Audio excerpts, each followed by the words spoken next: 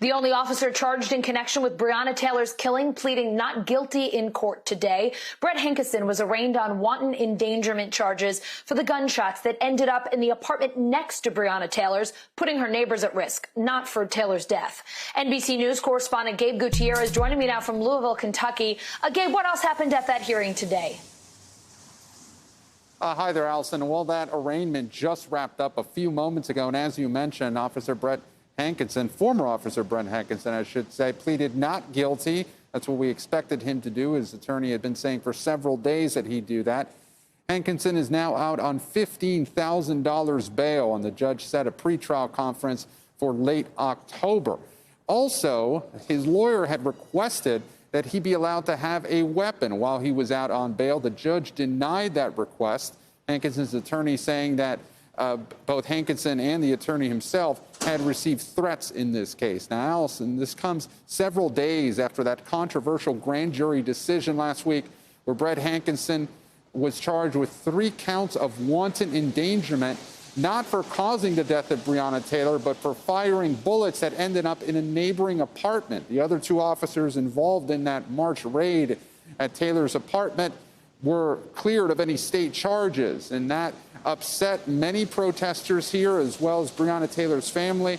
They are now demanding that Kentucky's Attorney General release the transcripts from those grand jury proceedings. However, Attorney General Daniel Cameron says he won't do that because there's a pending FBI civil rights investigation, as well as the ongoing criminal case against Hankison.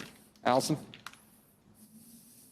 Gabe, Vice News is saying that leaked body cam video from the Louisville Metro Police Department shows what happened after Breonna Taylor was killed. Now, that video has not been verified by NBC News or the Louisville Police. We don't know who leaked it to Vice, but it looks like it shows Officer Hankison entering Taylor's apartment while investigators are inside working the scene. Gabe, people across the country, including Taylor's family and protesters, are calling for transparency in this case. What are you hearing about this video? Yeah, Allison, that is from the public integrity file, we understand. Vice News reporting that over the weekend. We have obtained other videos, including one from a different angle that a neighbor had as part of another investigative file that shows a different angle of the scene right after the raid where Kenneth Walker, Taylor's boyfriend, was being yelled at by officers to walk backwards with his hands up. Now, yes, that particular body camera that you're referencing does show the aftermath of that shooting scene. It appears to show that.